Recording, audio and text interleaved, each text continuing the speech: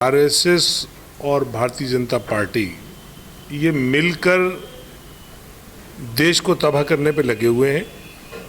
देश में जो हिंदू मुस्लिम भाईचारा है उसको तार तार कर रहे हैं। तो सवाल ये है कि भारतीय जनता पार्टी का जो जुल्म है मुसलमानों पे वो तो है ही, लेकिन ये जो पार्टियां जो मुसलमानों को वोट लेती हैं वो भी उस जुल्म में बराबर की शरीक हैं।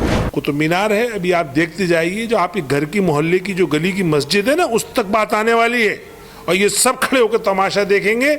आखिर में लड़ना फिर भी आप ही को पड़ेगा।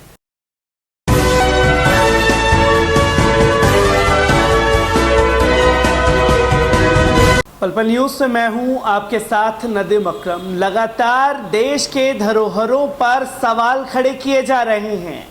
जो उत्तर प्रदेश में सवाल खड़े किए जा रहे थे वो अब दिल्ली के कुतुब मीनार तक पहुंच गए हैं। जहां बरसों से नमाज हो रही थी, उस जगह पर नमाज को बंद करवा करके एक मैसेज देने की कोशिश की गई है कि साहब जिस भी जगह पर हाथ रखेंगे उस जगह को मंदिर घोषित करके ही दम लेंगे।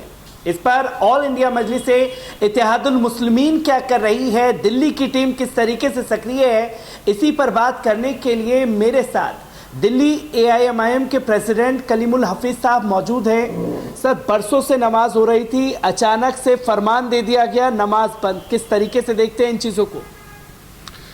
देखिए, RSS और भारतीय जनता पार्टी ये मिलकर देश को तबाह करने पे लगे हुए हैं। देश में जो हिंदू मुस्लिम भाईचारा है उसको तार तार कर रहे हैं।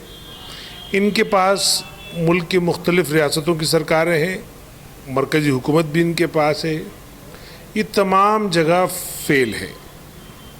महंगाई हो, बेरोज़गारी हो, रुपये का गिरना हो या और इंटरनेशनल फोरम पे इश्यूज़ हों, सब पे ये सरकार फेल है। तो अपनी नाकामी को छुपाने के लिए इसके पास एक हथियार है, वो है मुसलमानों के ख़िलाफ़ मुद्दे बनाना, मुसलमानों को किसी भी तरह से टारगेट करना। उसके लिए इसलिए और आसान हो जाता है कि जो विपक्ष है, ख़ास तौर से वो पार्टियां जो मुसलमानों को वोट लेती हैं, वो मुसलमानों के मुद्दे पे बोलना नहीं चाहती। तो इसलिए बीजेपी और को एक वॉकओवर मिल जाता है। तो चुन चुन कर ऐसे मुद्दों को उठाना, बनाना जो हकीकत भी नहीं से भी बहुत दूर है। अब मिसाल के तौर पे दिल्ली में जो पूरी दुनिया का सेकंड लार्जेस्ट पॉपुलेटेड शहर है, इसमें 5 विश्व धरोहर हैं। एक लाल किला, जामा मस्जिद, कुतुब मीनार, हुमायूं टॉम और तुगलकाबाद का किला। अब मुझे बताइए, ये 5 विश्व धरोहर निकाल दें आप तो क्या बचेगा? अंग्रेज़ों का वायसराय हाउस, जिसे आप राष्ट्रपति भवन कहते हैं, इंडिया गेट बचेगा, पुरानी दिल्ली स्टेशन बचेगा। ये अंग्रेज़ों ने बनाया है। तो इन्होंने तो कुछ बनाया नहीं। सब कुछ जो है वो जिस पे नाज है, जिस पे खड़े होके चाहे वो लाल किले की प्राचीर से बोलें या संसद भवन में चले जाएं या राष्ट्रपति भवन में चले आएं, ये सब जो है इन्होंने नहीं बनाया। लेकिन इनकी खींच है, भाई आपको 8 साल मिले हैं, 8 साल में आप पूरी दिल्ली को बदल देते, कुछ अच्छा कर देते और उसको आप अच्छा पेश करते, लेकिन खुद तो कुछ कर नहीं पाए। जो पुराने लोगों ने काम कर दिया है उसको बर्बाद करने पे तुले हुए हैं। अब इन्होंने नहीं क्या तरकीब निकाली है? कुतुब मीनार जैसी एक ऐसी गैर मामूली बिल्डिंग जिसने पूरे मुल्क की शान बढ़ाई, और उस बिल्डिंग में 2 मस्जिदें हैं। एक तो क़ुव्वतुल इस्लाम मस्जिद, उस मस्जिद में नमाज नहीं हुई क्योंकि वो कंप्लीट नहीं हो पाई थी। दूसरी एक छोटी मस्जिद और है जो दिल्ली वक्फ बोर्ड के अंडर में आती है, उसका ASI के बहाने से जो पिछले 100 साल से नमाज हो रही थी उसको नमाज रुकवा दी। और उस पर जो अरविंद केजरीवाल का डिपार्टमेंट है दिल्ली वक्फ बोर्ड, अरविंद केजरीवाल की एक ट्वीट नहीं आया, एक लबकुशाई नहीं हुई, और दिन के उजाले में वो ऑर्डर हो गया और वो बंद कर दी गई।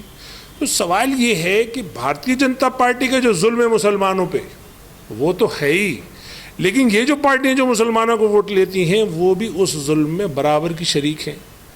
अब आइए, हमने क्या करना है? हमारा पहला काम तो यही होता है कि हम चीज़ों पे रिएक्ट करें, बोलें।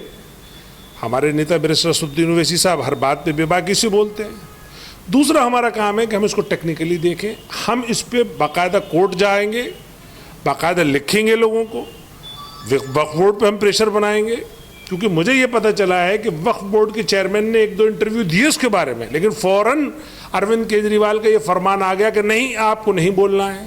तो ऐसी जो लीडरशिप पनप रही है, जिसको मुसलमान लीडर समझ रहे हैं कि जहाँ, और अब उन्हें समझने की ज़रूरत ये है कि मुसलमानों का जब कोई कोर इशू आता है तो चाहे वो आम आदमी पार्टी हो, चाहे वो सपा हो, चाहे वो बीजेपी हो, चाहे वो कांग्रेस हो, सब एक हैं। अब यहाँ हमें अपनी लीडरशिप की ज़रूरत है, क्योंकि मसाइल और ज़्यादा हैं। बीजेपी जैसे जैसे नाकाम होगी वैसे वैसे वो मुसलमानों पर अपना जो आक्रमण है, प्रहार है, बढ़ा देगी। तो ये वक्त संगीन है, और ख़ास तौर से मुसलमानों को अपनी क़यादत डेवलप करने का ये मौका भी है। आइए, और मैं तो ये समझता हूँ कि MIM उन तमाम इशू पे बात करने के लिए, काम करने के लिए कोशां भी है और तैयार भी है। दिल्ली वक्फ बोर्ड पर सवाल खड़े किए हैं। अमानतुल्लाह खान तो साफ तौर पर कह रहे हैं हमारे पास मसला आया, हम तो कोर्ट चले गए, केस देखेंगे और केस हम लड़ने के लिए तैयार है। ऐसे में एक दलील दे दी जाती है पत्रकारों को बुला करके कि साहब हम लड़ने जा रहे हैं और कौम के रहबर हैं, इसलिए हम कौम की आवाज़ उठा रहे हैं। ये किस तरीके से आवाज़ उठाई जा रही है, जो एक एक करके, क्योंकि इससे पहले दिल्ली के फिरोजशाह कोटला में क्या हुआ उसकी तस्वीरें सामने आई, और अब कुतुब मीनार। देखिए, फिरोजशाह कोटला में तो टिकट तक लगा दिया अरविंद केजरीवाल ने। देखिए, अरविंद केजरीवाल का कहना बड़ा साफ है, वो ओपनली भी कह चुके हैं और ये खामोशी से भी कहते हैं कि हमें मुसलमानों के वोट चाहिए, मुसलमान लफ्ज़ हम अपनी ज़ुबान पर भी नहीं लाएंगे। और आप बता दीजिए पिछले 5-6 साल में आपने उनकी ज़ुबान पर कभी मुसलमान लफ्ज़ सुनाओ?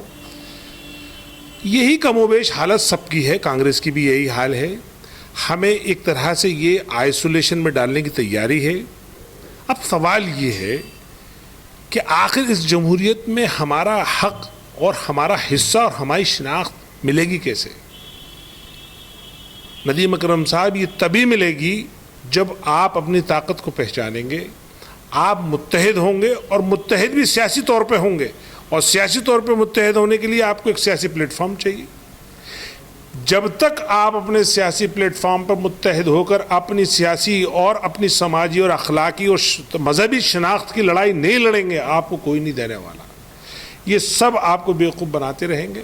अभी कुतुब मीनार है, अभी आप देखते जाइए, जो आपके घर की मोहल्ले की जो गली की मस्जिद है ना, उस तक बात आने वाली है, और ये सब खड़े होकर तमाशा देखेंगे।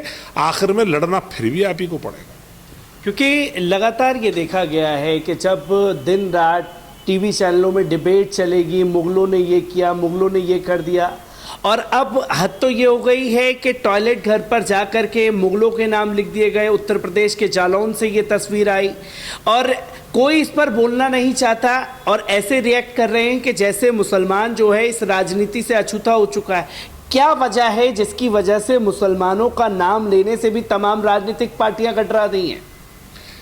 देखिए, उसकी हम एक तरफ तो RSS और BJP को जिम्मेदार ठहराते हैं, लेकिन उससे कम जिम्मेदार हम भी नहीं हैं। हमने भी आज तक ये कोशिश नहीं की कि आखिर हम अपनी क़यादत डेवलप कर लेते और हम इस लायक हो जाते कि हमारे इशू पे हम खुल के बोल सकें, हमारे नेताओं पे, हमारी मजहबी शनाख्त पे, या हमारे दरगाह या खानका या मसाजिद पे कोई हमला हो तो हम उसे खुल के बोल सकें। हमने इसकी तैयारी नहीं की। अब भी वक्त है, अगर आपने आज भी तैयारी शुरू कर दी तो आइंदा आने वाली नस्लें आपके अपने मसाइल को खुद हल कर लेंगी।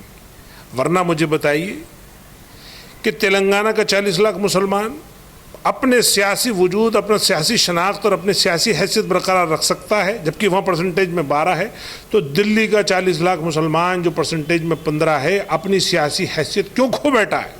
उसकी वाहिद वजह यह है कि वहाँ पे उन्होंने अपनी क़यादत डेवलप कर ली, अपने नेता के पीछे इकट्ठे होकर उन्होंने जमहूरियत में हिस्सा लिया। लेकिन दिल्ली का मुसलमान ये सोचता है कि मैं अगर अपने नेता के पीछे इकट्ठा हो जाऊंगा तो पता नहीं कौन सी आफत आ जाएगी। कुछ आफत नहीं आएगी। ये जमहूरियत का निज़ाम है, जमहूरियत का उसूल है कि जो भी गिरोह अपने नेता के पीछे इकट्ठा होता है वो ताकत पा जाता है।